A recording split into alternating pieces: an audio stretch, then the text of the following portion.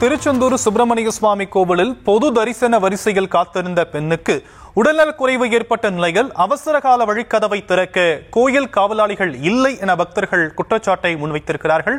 முதலில் இந்த காட்சிகளை பார்க்கலாம்.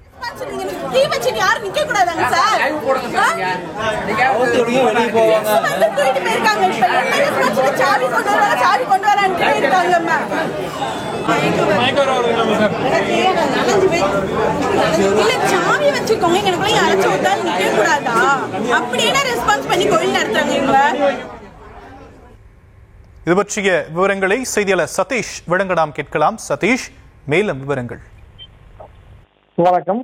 திருச்செந்தூர் சுப்பிரமணிய சுவாமி கோவிலில் பொது தரிசன வசதியில் காத்திருந்த பெண் பக்தருக்கு உடல் நல குறைவு ஏற்பட்டு அவசர கால வழி கதவை திறக்க கோவில் காவலர் இல்லாதால் பரிதவிப்பு.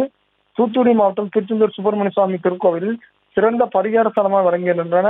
அதனால் இன்று வியாழக்கிழமை என்பதால் பல்லாயிரக்கணக்கான பக்தர்கள் குவிந்தனர். நீண்ட வரிசையில் சுமார் 5 மணி நேரம் காத்திருந்து சுவாமி தரிசனம் செய்து வருகின்றனர். இந்நிலையில் பொது தரிசன வரிசையில் பல மணி நேரம் காத்திருந்த பெண் பக்தருக்கு திடீரென உடல் நலக்குறைவு ஏற்பட்டது. அவசர கால வழி பூட்டியிருந்ததால் இதனால் அந்த பக்தர் வெளியே வர முடியாமல் தவித்து வந்தார். மேலும் அவசர கால வழியில் கோவில் காவலர்கள் இல்லாததால் சுமார் 1 மணி நேரம் பரிதவித்து வந்துள்ளார்.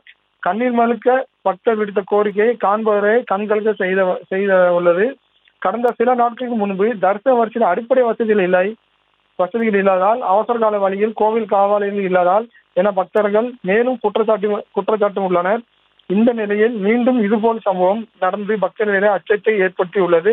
பல மணி நேரம் காத்திருந்து பக்தர்கள் தொடர்ந்து பாதிக்கப்பட்டதை தொடர் கதையாக இருந்து வருகின்றன என பக்தர்கள் குற்றம் சாட்டியுள்ளனர். தற்போதைய விவரங்களுக்கு நன்றி சதீஷ்.